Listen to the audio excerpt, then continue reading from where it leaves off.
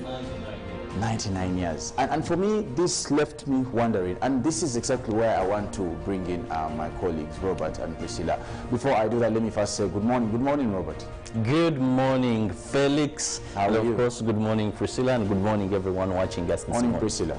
Good morning to you, Nkunda. How are you? I'm fantastic. Good morning to you, Uganda. Welcome to a new week. Lovely. How was your weekend? I can't really say that the deaths affected my weekend, though. But what was your question again? You look lovely. Oh, thank you very much. Merci beaucoup. Okay, so and my issue is the age. One person dies at over 90. Yeah. And the other dies at 50. Yeah. Now, this is what came to my mind. In the Bible, long life is a blessing, clearly. Nevertheless, I don't know if you guys know the person who the longest to live in the Bible was, but someone was over 600 years, I must say. In this case, I looked at the lifestyle of DMX and the lifestyle of the late Prince Philip. Do you think lifestyle sometimes says much about how long we live? And let me start with Robert. Felix, thank you so much for that, because I think it's very, very important why I had to thank Felix. I want to quote the words of His Excellency Yoweri Kaguta Museveni when the late Kazini passed on and died. We were at that is All Saints Cathedral, and he said there are types of death. There is preventable death and there is death by nature, but there is also death can be as a result of your lifestyle. So I said thank you, Felix, that many times people do not think that their lifestyle can affect them. Me for my lifestyle. No. Because when you look at the two comparisons you've given us, one dies something associated to overdose of drugs. I think we also heard about Whitney Houston, something like that.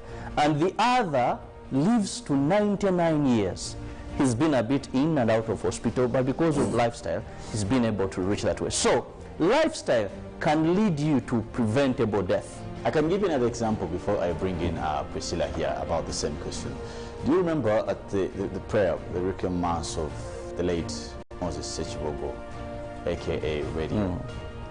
The priest then, who was also the assistant administrator at Rubaga, that is Father Chibi, came out to say, and I must quote him verbatim, that oboli awo senga yabadde wakana na mukyala we n'abaana be eno teyandifuze eki teyandifudde, trying to insinuate the same.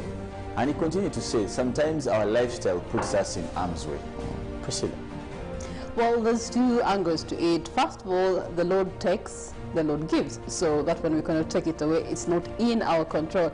And how he does it is also something else that is not in our control. Because even if it was just 50, DMX could have still survived. I mean, he was a man that had money. There are all those rehabs for people in his kind of caliber that have helped others sustain.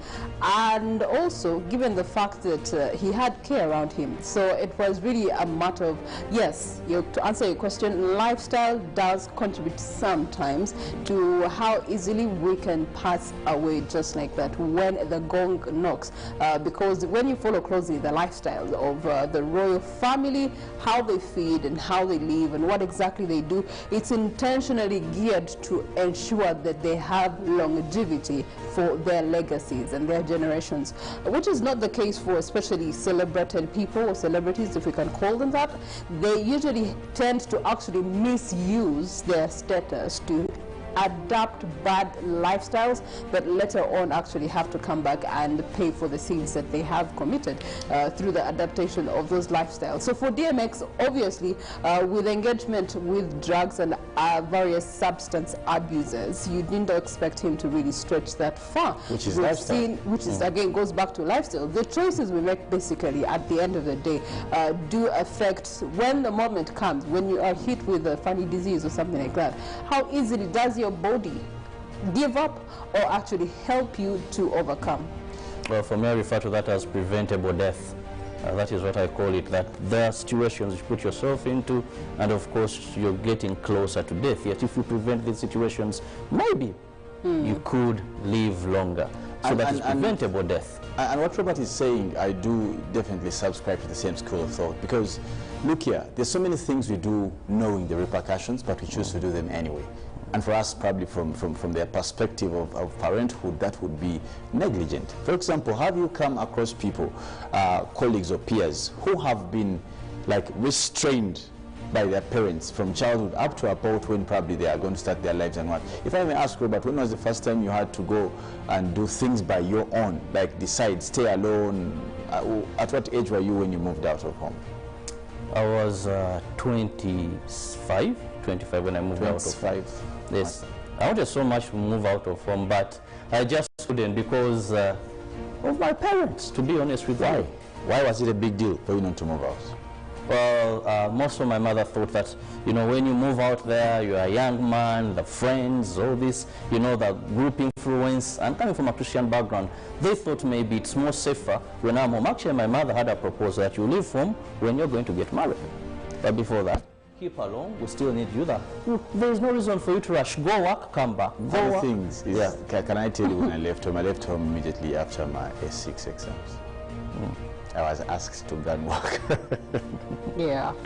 Yeah, but the good thing I had an opportunity somewhere else in Entebbe. Priscilla, do you want me to ask you when you left home? Yes, please do. Well, the story is interesting for me. First of all, my parents did not really consider hostel for me to join campus. So in first year, I was commuting from home to school. Of course, I was driving, so that made commuting easy. You were what? Driving. You were driving in year one? Yes. So we can leave it at that. So, are you sure you don't? Yes, no, I need to finish my story. No. So, Do we have local stories? I was attending evening classes.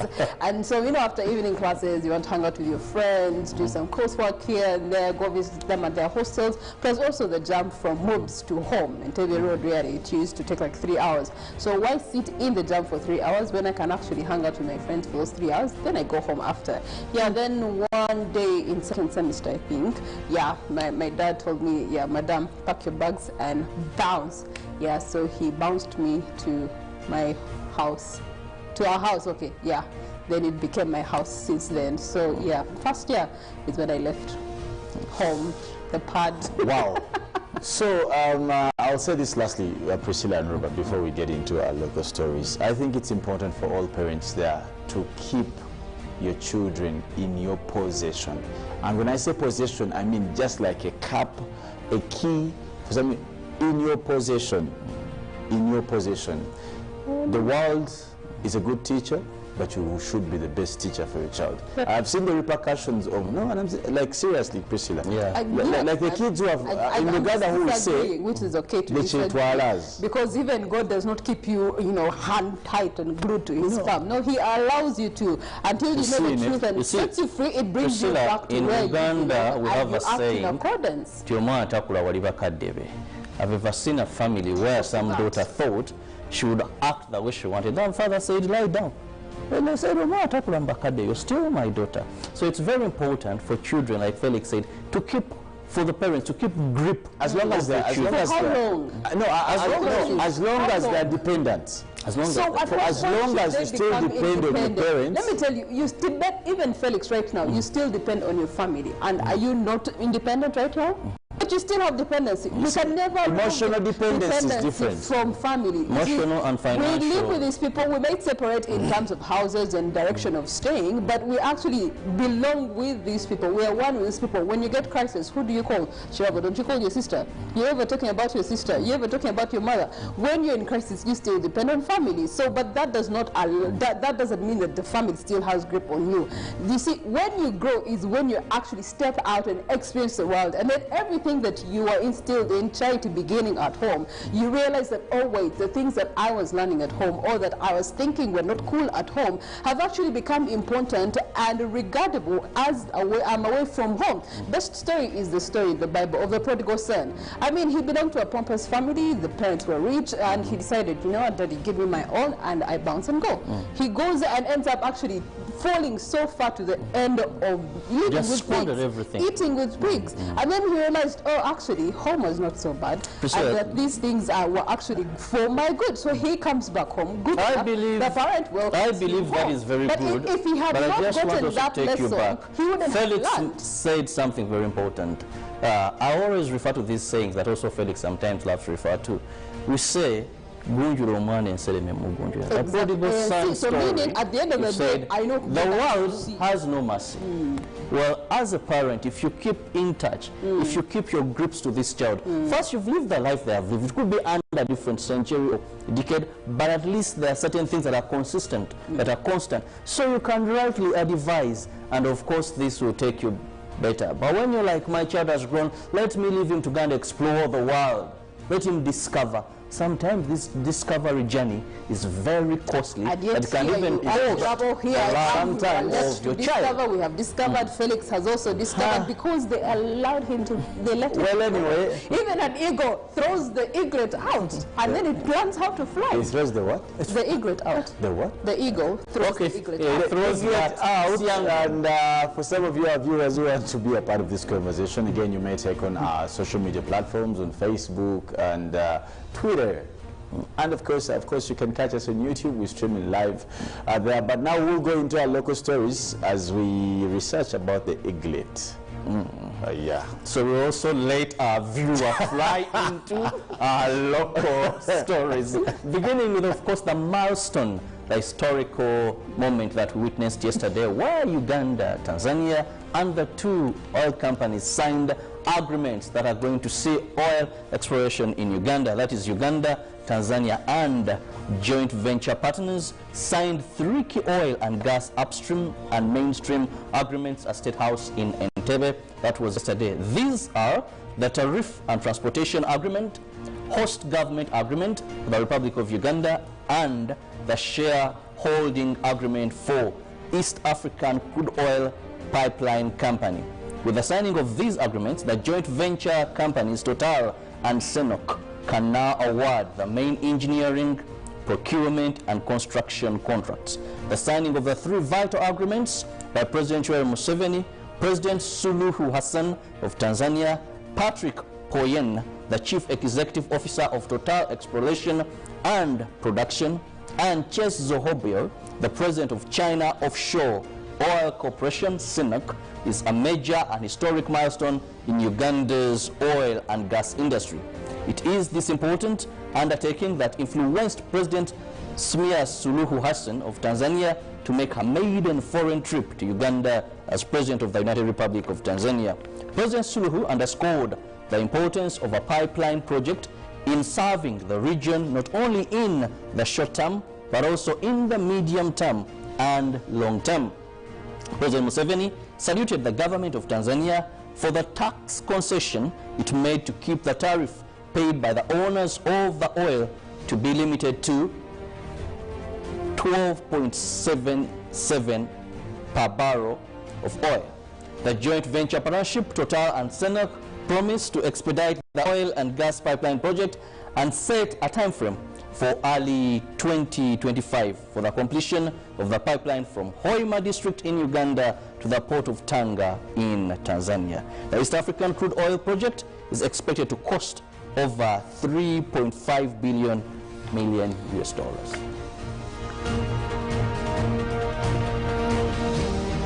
Government has called for calmness from the Muslim community in regards to the request for revision of the curfew hours as they head for the holy month of Ramadan. According to the Minister of Information, Communication and National Guidance, Judith Nabakova, the National COVID-19 Task Force is yet to advise Cabinet on the matter. Depending on when the moon will be sighted, Muslims across the country will this week embark on observing fasting, one of the 5 pillars of Islam. The Muslims, however, are asking government to lift the 9 p.m. curfew that might limit their participation in Taraweeh night prayers. As a fulfillment of one of the pillars of the Muslim faith, the holy month of Ramadan across the world is either expected to start today, 12th April, or tomorrow, 13th April 2021. The Minister for ICT, Judith Nabakova, while addressing media in Kampala, continued drumming up Ugandans not to lower the guard against COVID-19 campaign, although there is vaccination going on. Elsewhere, Senior 6 candidates are also set to write the 2020 Uganda Advanced Certificate of Education final exams this Monday, and the minister wished all their Senior 6 candidates success. Over 98,393 candidates from 2,339 examination centers will be writing the 2020 A-level final examinations starting today. Well, we wish them success, and also our brothers, we hope by tomorrow they will begin the holy month of Ramadan. Away from that, we move to new districts, that is local government units with proposals to alter boundaries and create new ones will have to wait until the financial year 2025-2026. What informed this decision is what Minister for Local Government, Raphael Magezi, explained. He said it has a bearing on budget implications which could be a strain to government. The proposals have been massive, many of them mainly on the shelves of local government ministries. Some have been merged by controversies to unending disputes. These that have reached a consensus have had new local government units created. The creation of such new districts is in line with Section 7 of the Local Government Act. Procedures and powers of local government and councils to alter boundaries and propose the creation of new local governments and administrative units are detailed in this act. As of today, Uganda is home to 146 higher local government units, including 135 districts, 10 cities, and 1 capital city. The other lower administrative units include 31 municipalities, 2,184 sub-counties, and 10,595 parishes, 70,626 villages, 580 town councils, 89 municipal and 20 city divisions, which does a decision leave so much for the implication of the budget of Uganda, according to Raphael Magezi.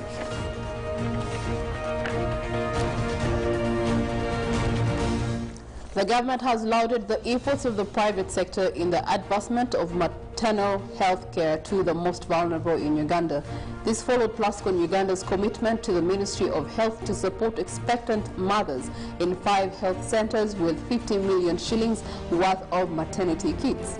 The health centers spread across 5 regions of Uganda were identified through a selection process on the Plascon social media pages during the brand's Paint and Win promotion in the last quarter of 2020. The support will aid the recent efforts in combating maternal and neonatal mortality rate standing at 92 deaths per 100,000 deliveries, according to the annual health sector performance report. Still, we return to 2020 Senior 6 candidates beginning their exams today. At least 98,393 candidates are to sit for their advanced level certificate exams at 2,339 centers countrywide. The manager of corporate affairs at Uganda National Examination Board, Jennifer Kaule Musumba, said all is set and students will begin with mathematics and history. Well, those are some of the stories that were in our news bulletins. We'll make sure we update you with what happened in case you missed, or a recap in case there are some highlights that you need to know. Robert, just because just interested here when I've been seeing this story about guys who are going to do their final papers, and I'm thinking, how did you feel this? I mean, you've been to do this, and what was the feeling like a day-to-day back then when you're going to sit these particular papers? Well, Not so much. Of course, there was anxiety because this wasn't like PLE when you were young. I'll wait for you to start lying to us. No, Priscilla, this wasn't like PLE. It wasn't like Singapore. So much. It is something you've done. You've been prepared. Had you done it? You've done national exams. You've done national exams before. Level. Let me just drive my point home, please. So. You've done national exams before. Second, you've been prepared. You've been prepared. There was briefing. You've been prepared. You've had first the experience of when national examinations return. So there wasn't so much of, yes, there's tension, you're going to sit exams, but this is something that you've done before. Unlike maybe for primary 7 when you're young and there's all this, something, yes, these are exams. So it wasn't a big deal. Priscilla, all right, yeah. Okay, now for me it was a big deal because this particular exam gets you into university. You know, it's not the O-level that where you just jump into A-level. For A-level, it gets you into university and the points mattered at the time, right? So I had a lot of pressure. Honestly, my first day, actually, I didn't sleep the night before my first examination. I was anxious. I was nervous. Not until I did the first exam did I actually calm down and realize, okay, there's no going back on this one. We can sail through. Yeah, so it was tough, honestly. The funny thing is that for me, I think from the level of after P7 to the next national exams, I sort of like mark myself in before I go for exam. I know that I'll get around this in this paper because of how I prepared or how it sort of presents itself. For these particular exams, I was sure I was going to pass highly because we had read like everything that had burnt that paper. Like for real, like this code, what question booklets. Yes. I had done that thing like 7 times, and I couldn't just wait for the paper to come. And thank God. I bashed those things. You passed, but the funny thing is that you know when you go to an exam when you are ready, you keep on laughing at everyone. Please emphasize that you passed, but you didn't pass highly. Just say that again. You passed, but you didn't pass highly. There's no way I would have gone to law school. But still, there's no way. Even at you see, there are no shortcuts. Let me assume I'm not around because someone is opening a tin of worms or a Pandora's box, which you're not going to tolerate. Because you have to go into... Anyway, I believe you have to about something from England. Yeah, sure. There's something when in Italy doing his Italy, then you'll there's something interesting speaking about England or UK for that matter. Prince Harry... It's not their accent, boss. Prince Harry arrives in the UK 2 days after grandfather Philip dies. Now, it's been a long time since he's been out, probably about a year. Now, Meghan Markle, who is also expecting her second child, a girl with Prince Harry, will not be attending Prince Philip's funeral on the 17th of April. Now, people confirm Harry, 36, arrived on Saturday from California, where he has been residing with his wife, Meghan Markle, and their son, Archie, who turns 2 on May 6th. Now, it is the first time Harry has been in his home country in over a year. It's also the first time he will see members of the royal family since his interview with Oprah Winfrey. Now, on Saturday, the Buckingham Palace confirmed that the Duke of Sussex will be attending his grandfather's funeral, that is Prince Philip's funeral, on the 17th at St. George's Chapel in Windsor Castle.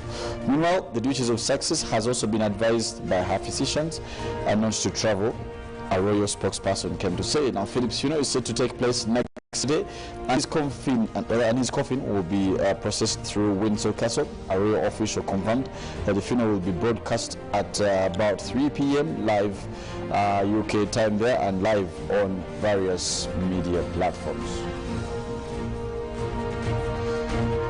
Now we're still looking at international stories. Jordan King Prince appear together for the first time since their rift. Now Jordan's King Abdullah II and his half-brother Prince Hamza bin Al Hussein have made their first joint public appearance since a palace feud which happened last week.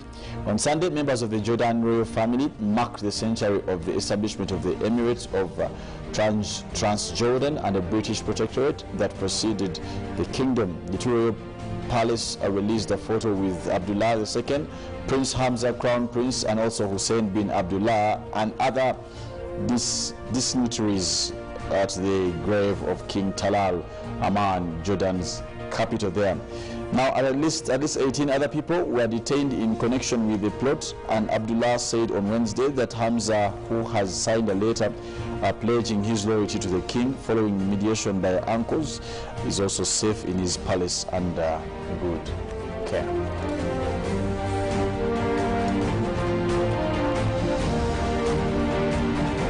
Now, Chad presidential elections, Idris Deby sixth term after a couple of changes there. Now, people in Chad have been voting in a presidential election that is expected to give one of Africa's longest-serving leaders a sixth term.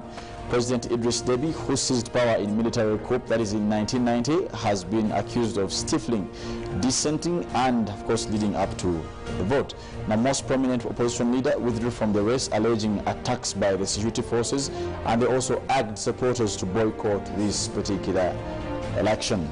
Now, elite troops from the Republican Guard were deployed to the central polling stations where President Deby himself voted.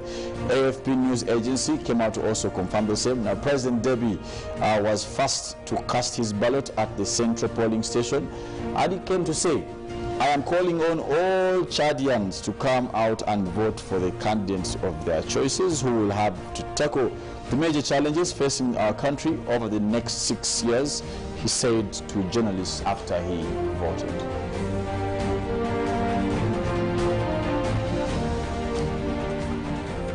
And as we continue to look at international news here on Good Morning Uganda, we choose to pay tribute to Prince Philip of Edinburgh. In 2007, he visited Uganda as a Commonwealth state while we hosted CHOGM, having various states of the Commonwealth coming together. Here's a look at that reflection.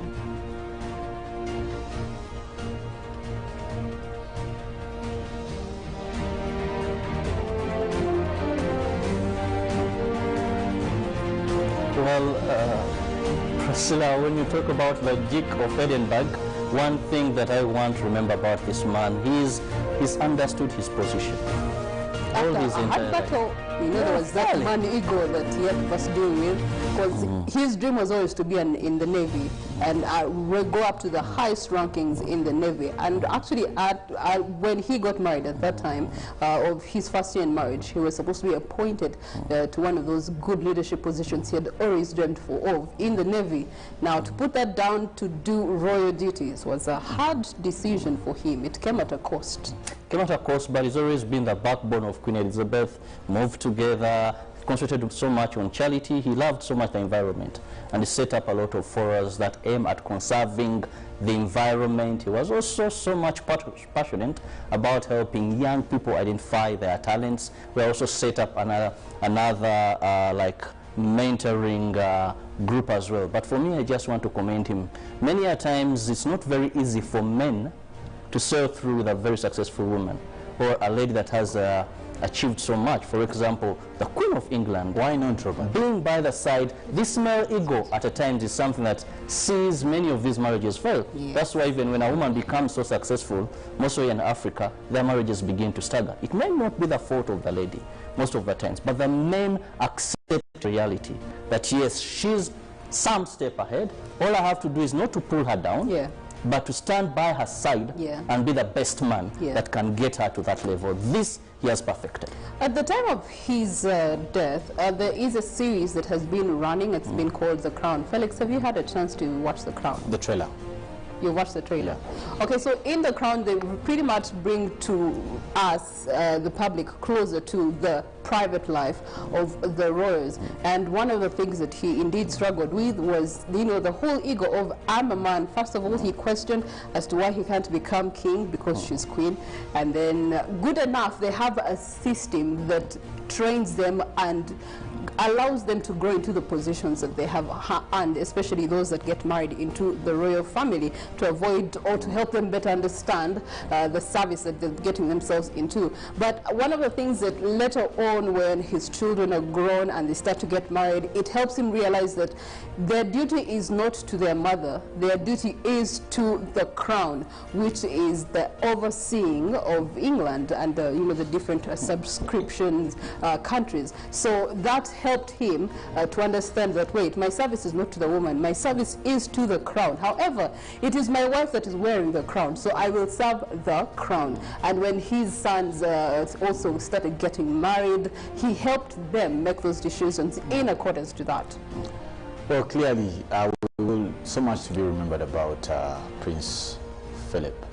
And of course, he has formed a lineage. You see, royal palaces are about continuity because you must keep that burning. Now, he went in as a lay person, he came out as a celebrated personality. He has lived large, 99 years. 99 Again, years. The Bible says He was making 100 is next a blessing. month. Yeah.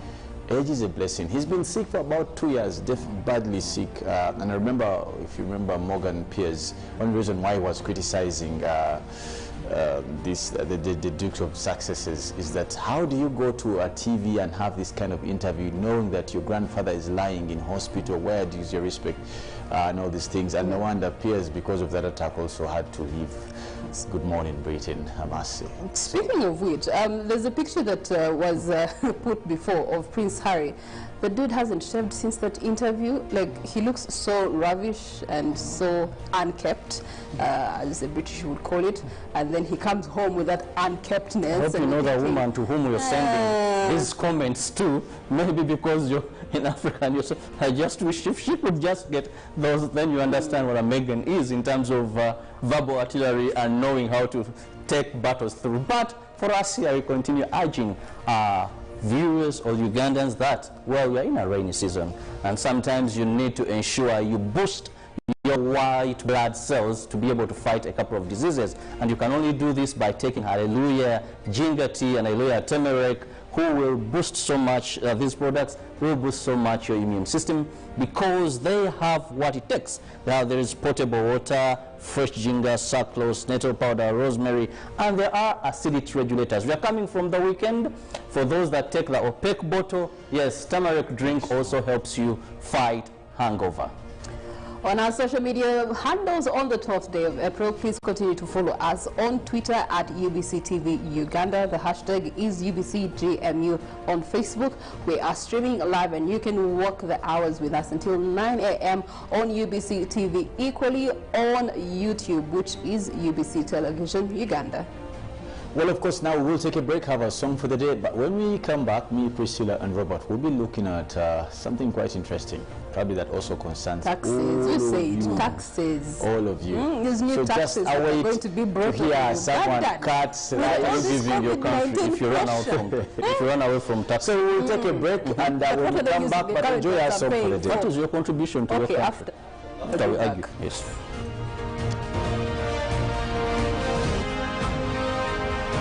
Live from UBC Studios in Kampala. This is Good Morning Uganda.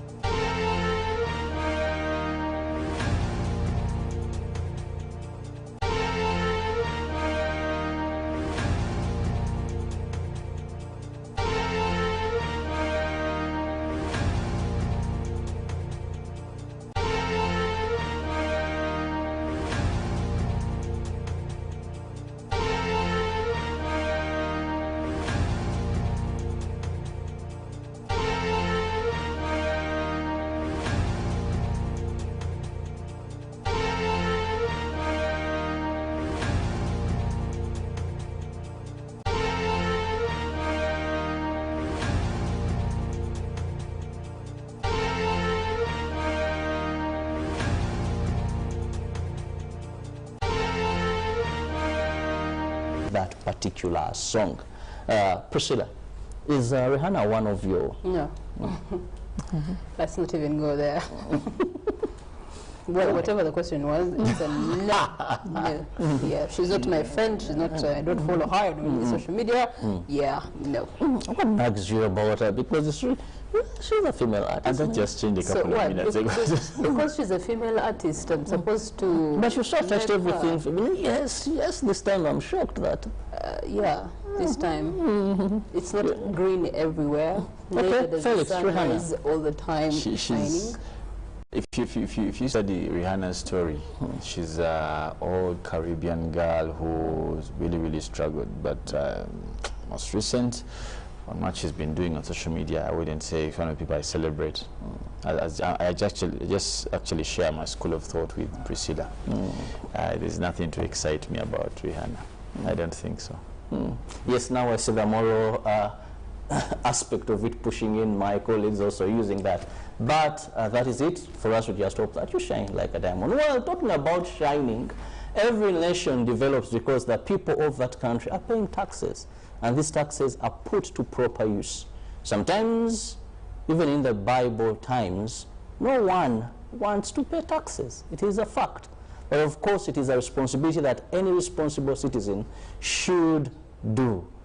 Recently, we saw government coming up with proposals of new taxes, and these included removing, that is the OTT, which is over the top tax, and replacing it with another social media tax that is about 12% levy on internet data. We must remember it was in 2018 when government introduced that is OTT. Of course, there were polls here, there, some protests, some fighting of it.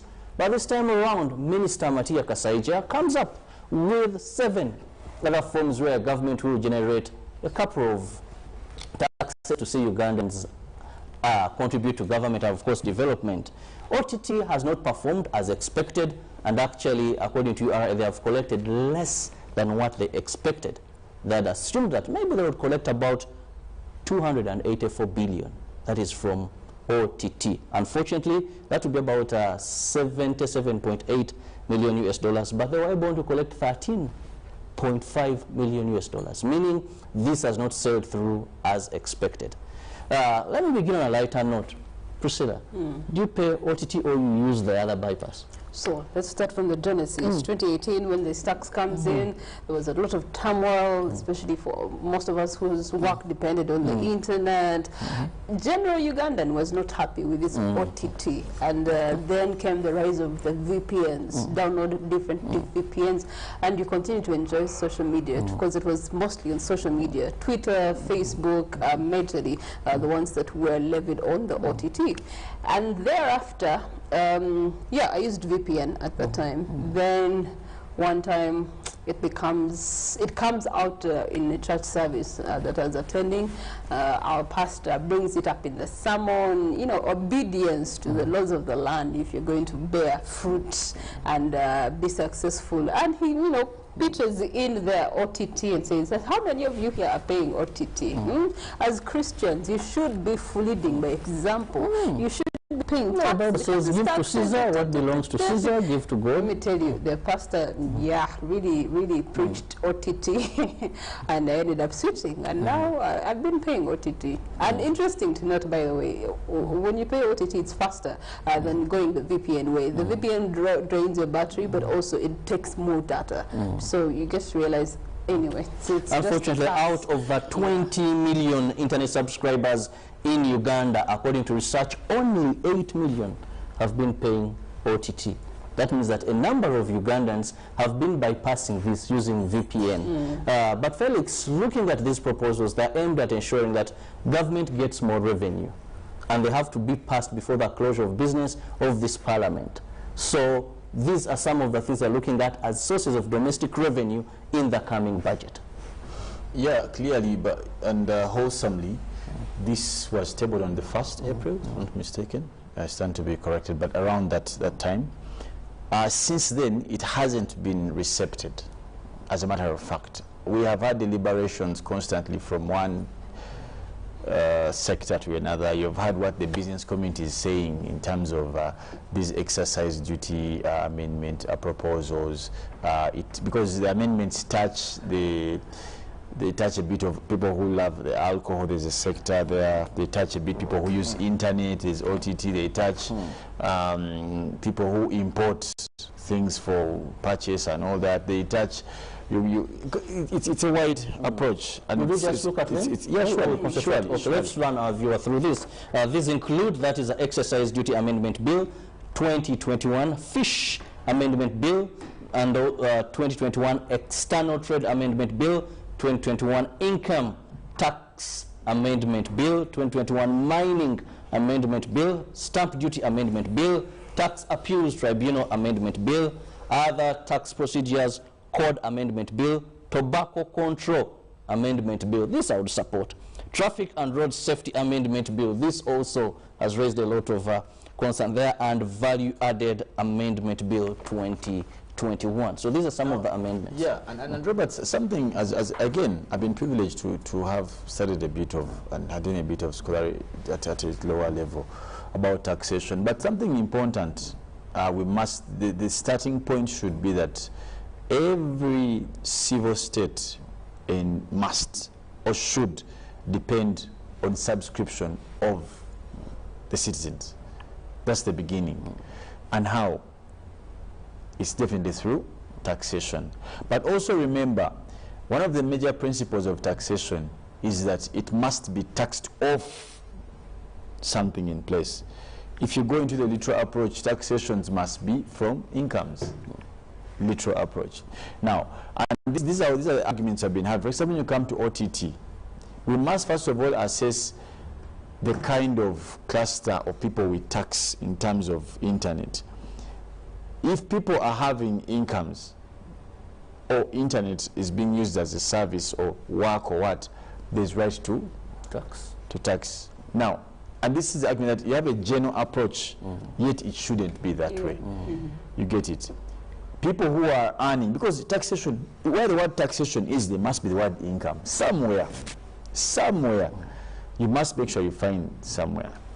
And the question is, you tax the profit out of the income. That's the thing. So if people buy internet today, and what are they using it for? Now that explains the discrepancy between the expectation and the reality. Because someone is saying, why would I pay OTT? And I'm using it probably for luxury. For example, for simple communication, family, social, and all these things. Now, because of the absence of income in the activities attributed to some of these proposed taxes, people don't feel compelled to later on subscribe to taxation. And this cuts across. It cuts across. For example, when you go to industries or sectors of leisure, for example, like there's a proposal to do with cigarettes and tobacco and alcohol. I noticed that. Now, those are what we call they're optional. Someone can be taxed because they choose. And when you come to law, there's a principle of you voluntarily assume that taxation. It's a principle that if you have a choice, because that's why you've not seen increase of tax on medication, because there's no choice. But there's increase, and these most of the times, these are some of the sectors that governments get lots of money from. That's why you see they're also going for fishing, because people are presented with choices. I don't know if I try to bring it out. So when you want to talk about taxation and the proposed amendments, in particular these ones, you find that they are trying to cover a gap. I can tell you, I don't know, but in my mind, and this is entirely my opinion, the birthplace of these amendments, in my opinion, is the effects of the post-political or post-election times. You and me should believe that the coming onto the political spectrum of the likes of the Honorable Senator Mukyagulani and the usage of social media and international media to blackmail, to taint, the picture of government has caused a lot of donors pulling out. I don't know if you're keen to interest yourself in this. That now that many people, and it's a matter of fact, there are many people who pulled out. Yeah, you've had some you've had, but now government has been left with a huge burden, and this is entirely, by the way, if you keenly appreciate it, these proposals are meant to cover a big gap that has been the deficit. That has been lynched bad by political practices.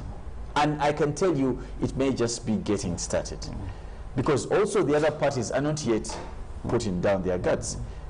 Many institutions relate with countries basing on political practices.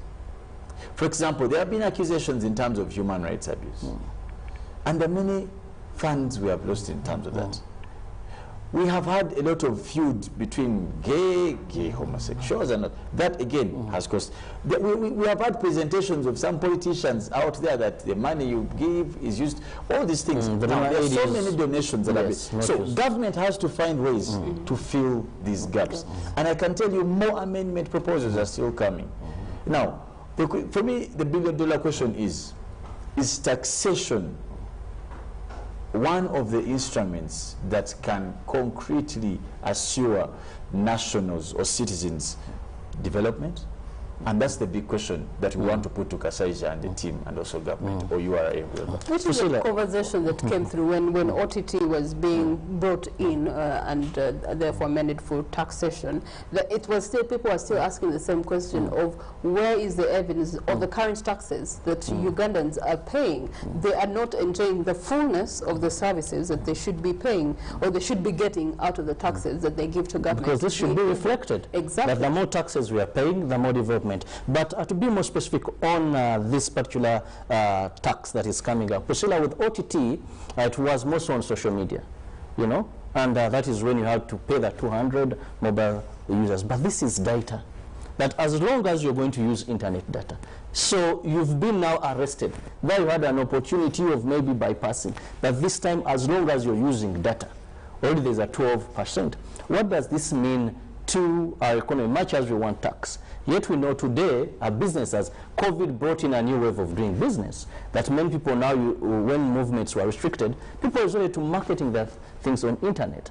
People resorted to even just service, prayer, that people may not be so many to go to church, that 200, but you stay home, and there's live streaming, your church is sending this. In the medical field of it, what is the implication of this? That previously, okay, maybe social media, but for this research institutions, there, you didn't have to pay. That is OTT, but this is now the situation at hand. Well, Felix called it, this is coming out of the backbone of the political aftermath of especially elections. So there's also coupled with the fact that COVID-19 has also hit us in terms of tax revenues and how much revenue is being generated as well as collected by the necessary bodies responsible for generation and collection of taxes. So obviously there is a gap. In this financial year, they've been having a generation of up to 12 trillion Ugandan shillings, and now they want to grow that tax base and generate it to 22 trillion in the next financial year. Of course, coupled with the debts and the loans that we have to service, it may go up to about 45 trillion that we're looking at in the actual figure. Of course, our budget, we have a big chunk that goes to servicing debts. Exactly. Actually, they are number 3 in consuming what we give to our national budget. Yes. So with that at the backbone, obviously I do understand where they're coming from in order to levy this kind of taxes. And they're looking for all possible ways that are easiest and are currently in use, internet being one of those. But before you tax us on internet, are Ugandans enjoying the best internet? Before you tax us on the internet, are Ugandans receiving the exact internet they're supposed to be receiving? Between 3 of us, we all know some telecom company that swallows data like a problem. You put 1 GB and in 2 hours they tell you you've used 90%. So shouldn't we, when you have paid an arm and a leg so compared to... Shouldn't we therefore tax this sector so that we get more money to improve that? They're going to tax the sector, but the sector is going to push the burden paying that tax to the user. The end user is the one who's going to actually pay the tax, not the telecom companies, not the service providers for internet. Unfortunately, of course, in anything, the tax goes back to the final consumer. Exactly. So I've had the privilege of using internet both in Kenya and Rwanda, and the internet is way cheaper than it is in Uganda, and it's way more usable and reliable than it is in Uganda. We have the highest internet expenses in Uganda, and we have the slowest service delivery in that sector. So how do you then tax people? Because then it's going to be, they're going to earn a lot more than us gaining a lot more from using that very same internet that they want to tax. So before they want to tax us, I think they call into accountability the service providers for the internet in this country and bring them to book about their service that they're providing to Ugandans before they ask Ugandans to pay taxes. Because you're going to end up paying the 1 GB plus 12% that has disappeared in 1 hour instead of 24 hours. And then you're going to have to be forced to buy another GB for another hour. So you end up having like a triple taxation on just data. Are we here to be using data like that, without enjoying it? It just disappears just like that. So for me, that is one of the challenges that we are going to be facing if this is actually agreed on and passed. Let me just say lastly, Robert, that one of the major duties as nationals or citizens is to be part of the enhancement of socio-economic development, and the only direct way by that is paying taxes. Now, taxes are meant, again, to feed back into service delivery. That's important. And clearly, when you talk about taxation, you talk about two people, the taxed and the taxer. Now, every one of them has duties and rights. If we are paying taxes, we have a right to call on to accountability, and in terms of infrastructure, whatever, name just to mention but a few. But also the person who's taxing has clear mandate to find right places of taxation. Yeah. Now, taxation regimes must be in sync again with where the country wants to go, with which sectors need support, and which sectors can be good. For example, if you want to promote technology, ICT in a country, you cannot be taxing internet like that. Well, it's one of the fastest growing sectors. It's not encouraging, and maybe you're killing the sector by the taxation policy or what. Now, if you want to grow agriculture, you don't tax fishing like that.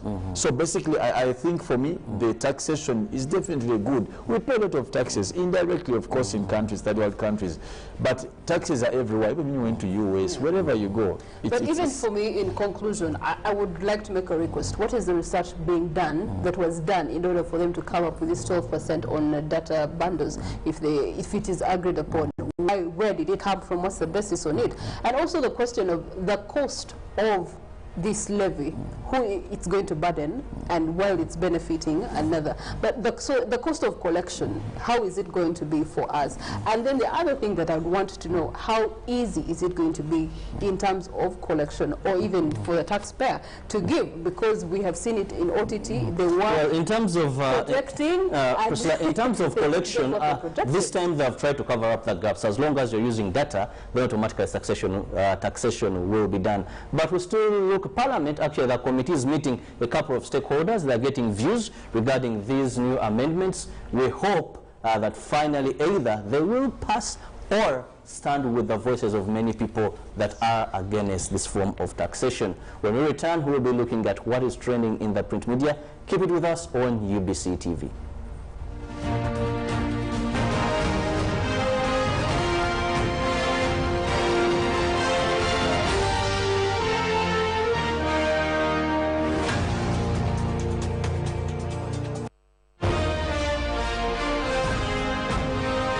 Live from Now Avenue in UBC Studios, this is Good Morning Uganda. Has anyone seen Bob? Over here! How did you get in there? With my Airtel Money MasterCard. But you don't even have a bank account. Well, it's not a card. It's virtual, so no plastic, and it's safer. But what are you doing there? I want to buy Nancy a birthday gift, book my flight tickets, renew my Big Click subscription, and order a shipment. the Airtel Money MasterCard. It's not a card, but works just like one. Get one on the Airtel Money menu on your phone.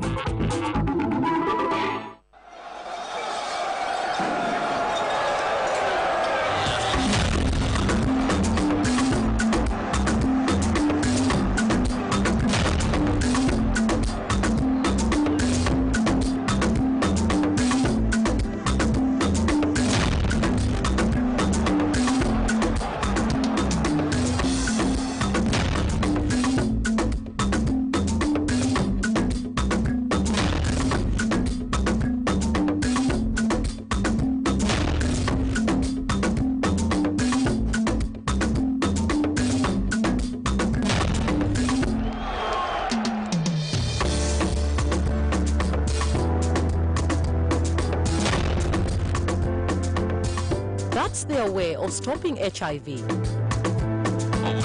What about you?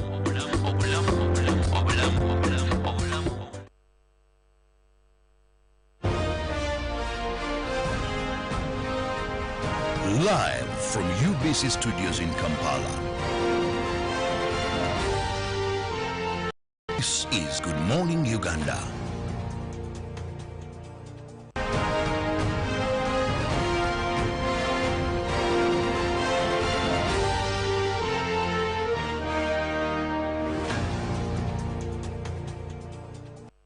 Good morning once again, and thank you for keeping it on UBC TV, where we ensure that we spice up your morning by ensuring that you're informed, you're entertained. I will set the agenda so that you start your day a very informed person, and you can go throughout the day because you made it a date with us every weekday from 6:30 till 9 when Ruben crowns it all with the world of sports. I'm holding the New Vision and my colleague has the Daily Monitor.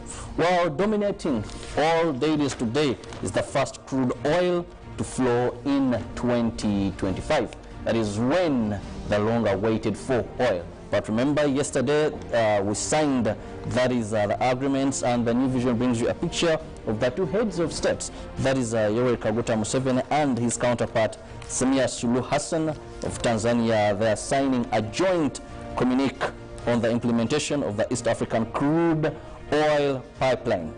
Still in the New Vision, we look at Pakasa, where Ginger's real estate blocker from that is the UK. Lord Mayor Lukwago readmitted, that is to hospital. Education, the First Lady hosts commemoration of the National Career Guidance Day. And we also look at State Minister Bahati defends government move. Which move? Also new taxes there, that is what he's defending. And passports, immigration to open regional passport centers. Still in the New Vision, we look at budget financing. Finance releases 7 trillion. They give you more there. And how you can keep daily cattle that is in your backyard. Still in health, they give you heart attack, the silent killer you can avoid.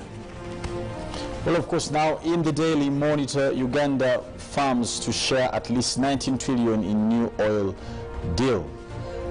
Project to cost at least 13 trillion, and commercial oil production to start in 2025. Pipeline construction to start in July, and 25 sectors ring-fenced for Ugandans. Of course, here we see a photo of Tanzanian President Samia Suluhu Hassan and President Museveni at the State House in Entebbe yesterday. Now, of course, schools ignore government directive, fully reopen. Okay. COVID jabs, experts explain blood clots and why floods and potholes in Kampala are persisting. Now, of course, again, the financial impact of treating fibroids and Procol attacks spies SFC over abductions. Now, inside the papers, we're looking at government set tough rules for COVID vaccine importers, and oil roads launched in Runyoro sub-region. Of course, from the archives, you see our former Prime Minister Mbabazi laying a wealth at Katete mass grave site, Kanungu district, that is in March 28, 2000. Now, of course, in today's history, U.S. President, that is Roosevelt, dies April 12, 1945. And also in history, Martin Luther King Jr. arrested, that is in 1963. And of course, the editors speak in Africa. Benin's there headed to the polls yesterday under tense atmosphere, which accusing president, again, most of African countries are going to polls, but so much accusation on influencing. In the new vision, they bring you the journey of, that is the 100-year journey of Uganda's oil and gas. That is oil's milestones that were given there, but also when you look at how far we've come from to where we are today, right from 1920s, that was documentation of hydrocarbon. 1930s, drilling starts in Kiberu and Butaibia, then activity suspended due to political turmoil, that is 1939 and 1970. But they give you more how we've flown to get to where we are today, the challenges and so much there. Looking at today in history, it was on this date, the 12th of April, the year 1961, when we saw the first human in space. That is, today marks the 6th anniversary for the first human space flight by Russian, that is Kusnat Yuri Gagarin, and it was on this very date that this man took it to space. And there is a picture of the Russian there for you. Well, of course, now in sports here, we look at fighter and warrior, homage to Hassan Waswa for his service to the nation in Uganda, Crane's color, and the retiring midfielder will have a testimonial match in his honor, a given future date. It is being organized by FUFA there. Hassan Waswa is a very, very good and very calm person. Now Onyango backs Mutiara. Uganda Cranes keeper Dennis Onyango has doubled up on accusation against FUFA, and there is more to come from Kukundakwe. And match officials don't delay cup game after losing election there. And of course, still inside there, we're looking at Kukundakwe challenge to get even better. Now referees chief defends errant Doni in cup kickoff delay there. Mutiaba, FUFA feud, Onyango equally furious. In the new Vision Sport, there is a question, a big question there. Do players have a genuine cause? And they give you some of the monies or the funds that FUFA gets per year. Government gives 10 billion, then FIFA gives between 1.8 billion to 3.6 billion. That is Sekafa gives between 729 million to 1 billion, and AFCON under 20 gives between 638 million. Then CHAN 1 billion, and that is for final finishing in the 4th position. So some of the funds that they get there. Then Mutiara beaten, but he's still defiant. FUFA needs to clarify on payment. Also Hassan Waswa is an attribute to him here, who says, I'm now out. These and more, remember Ruben will be here to take you through the world of sports and give you all those interesting games and results that happened over the weekend. But Priscilla is very ready to take you through traffic updates this morning. Well, Priscilla, how do people get to town from wherever you are? Well, wherever we are at UBC, which is on Nile Avenue, and we want to see how the state of traffic is like in this region. But before I go into that, over the weekend we saw Madam Dorothy Chisaka, the KCCA Executive Director, actually inspecting some of the road works that were ongoing, and in her comments she said that the contractors are actually doing shoddy work. They're finishing, they're not to perfection, and they're not doing some of the things that were agreed in the contracts. And of course, from the videos that we saw, so many things that were just not well done as far as the works that are being referred to are concerned. Also, I was taking a walk down from All Saints down to Chagwe Road, and I realized that there are manholes that are actually laying there open. 3 manholes actually between All Saints and where you'd have Uganda Road. 3 manholes that are just there open. If someone is walking at night, they may just make a wrong step and end up in there, and they will lose a leg, all because the responsible authority is not taking keen action to that. So for KCCA, that is something for you to look into. But looking from where we have KCCA, Kampala City Authority, moving down to Parliamentary Avenue, which will then bring us all the way to around Kingdom, Kampala. You get to see that the jam is building up from Nile Avenue, equally also building up where you do have the Oasis roundabout.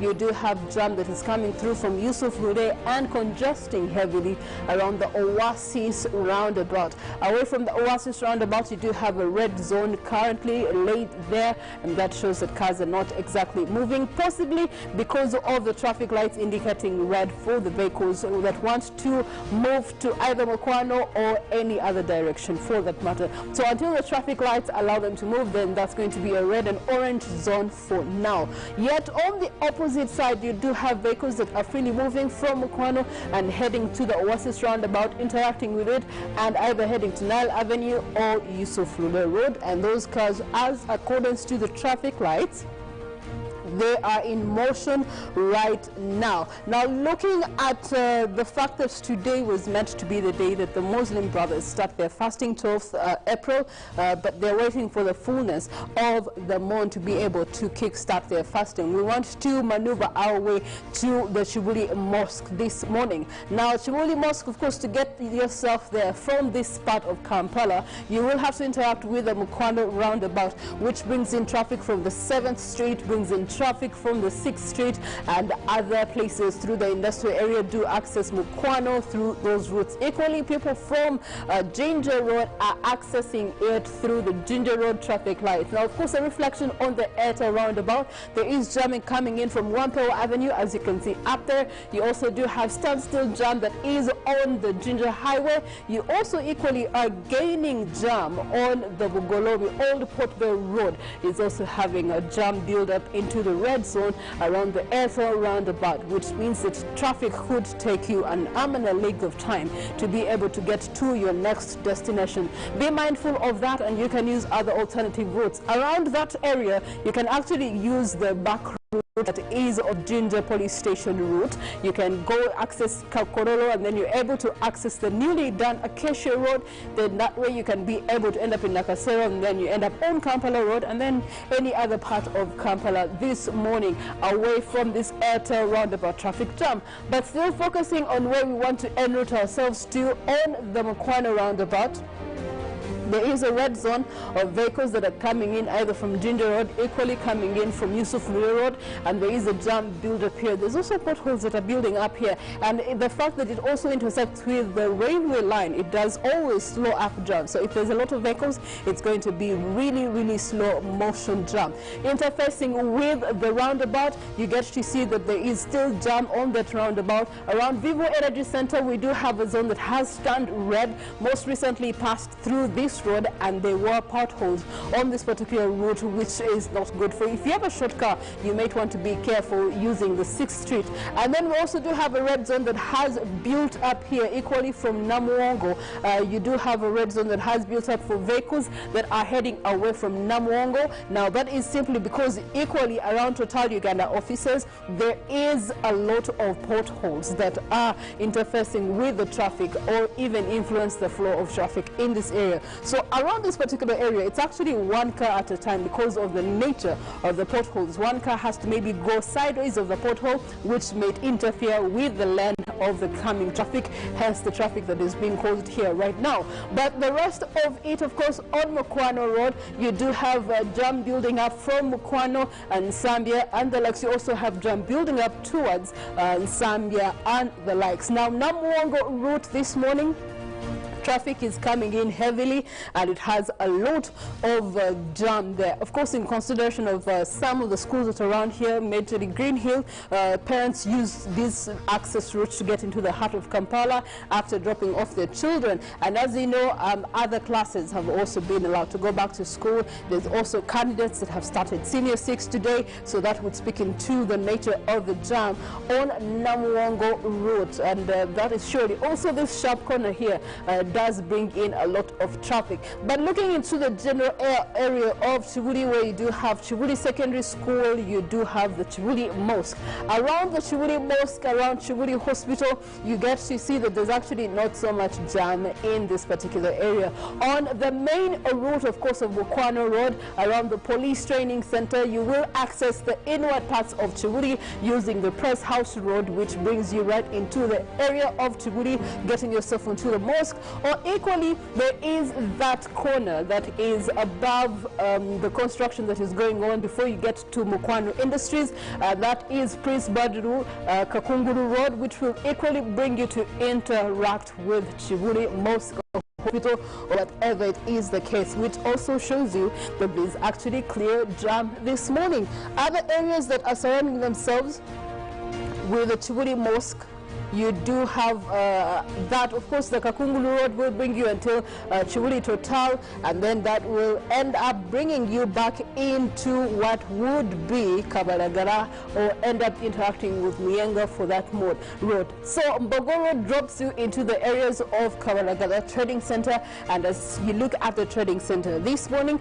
there is jam just around the trading center. In Nsambya Estate Road is bringing in traffic, equally taking away traffic for people who want to avoid the traffic on the main road, which would be Gaba Road, and use the Nsambya Hospital route to be able to avoid the jam. We'll look at what that looks like this morning. Away from the trading center, from Kawalagala going into the likes of Kansanga, you do have some traffic that is building up only until you are done with the trading center. After the trading center, the jam does look clear. At the sharp corner here does bring you a bit of jam. I believe there is a commuter taxi stage here that does cause a jam, and also the jam interacting with the trading center.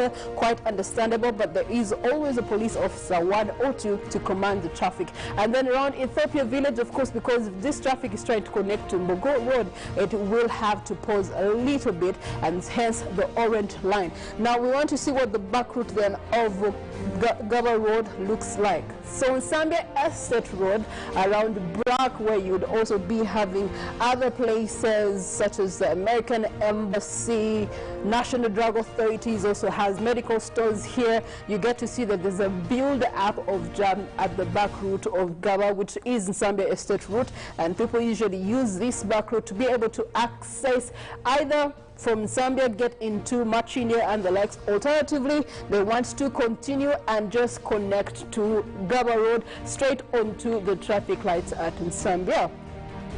Now, as you can see, for St. Francis Hospital in Zambia, you do have a lot of traffic building up there because there's some people that are getting into the hospital or getting out of the hospital. It does affect the flow of jam. Equally around the Catholic Church in Zambia, and you also do have some jam build up. There are commuter taxis that will stop here to pick up or drop off passengers, hence the red zone, because it's a narrow path. It's a two-way lane, but the lanes are divided, and so you can't easily access the other side. So it makes it narrow. If some vehicle is choosing to stop and offload passengers, it will affect others behind them.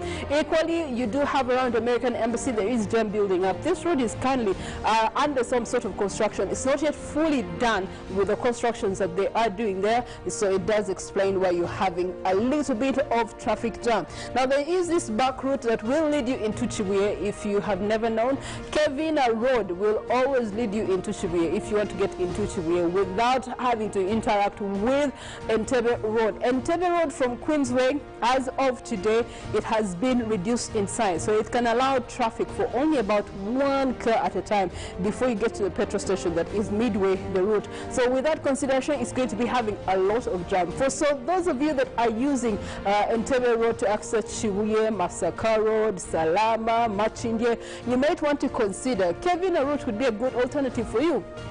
Access the Nsambya traffic lights, come through Nsambya Hospital, and then you will be able to access Kevina Road. Kevina Road will take you all the way to Juko Road, and Juko Road is going to always bring you back into what is known as Chibuye at the police station of Machindia police station. So that is a good alternative to avoid the traffic jam that will always build up, especially in the evenings. In the mornings, it's okay because people are trying to access the heart of the city, but in the evening, there is going to be a lot of jam for the rest of this month. So if you can learn that route, it would be a good diversion for you. Now, looking at Chibuye roundabout this morning, you do have access intersection with Matinde, and there is jam building up surprisingly from Chibuye roundabout into Matinde. Equally, you do have a slow but moving jam away from Matinde accessing the Chibuye roundabout. Then obviously on Entebbe Road, it's not a surprise that that red line is longer than what I can show you this morning, meaning that there is heavy and no motion jam on Entebbe Road. Whereas Chibuye through the market into Ndeba is actually a clear route. So alternatively, if you can know the shortcuts in between Entebbe Road and Ndeba, you can be able to maybe use Ndeba to access Masaka Road and be able to come through and then enjoy Chibuye roundabout. But also that roundabout may have really slow terms. So you can still use Ring Road and you can continue to come out from Katwe and you are able to join Queen's Way. So that would be my consideration for you. It is a traffic update. So we do have Good Morning Uganda agenda coming up, and this morning we are discussing the oil agreements that were signed between the President of Uganda and the President of Tanzania on her official one-day visit that she was here in Uganda. What are the repercussions of this deal and what are the expectations for Ugandans and the oil sector? It is Good Morning Uganda.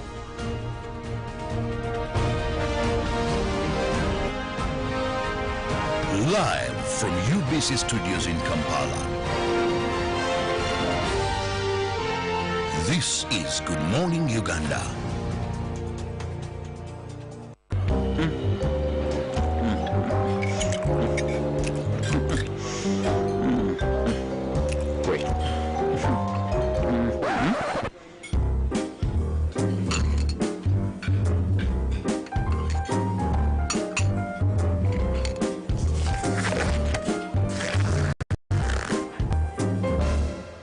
No one should stop you from finishing what's yours. That's why MTN gives you data bundles that don't expire.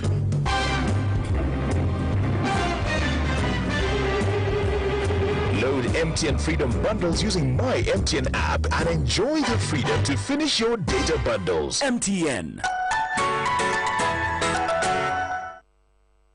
When you talk about our motherland Uganda, the pearl of Africa, you cannot fail to smile because of the smile that fills the faces of the citizens. Our nice good weather and nature that sustains us all, that enables us all to continue each in their own way because we are all different even according to each individual's work.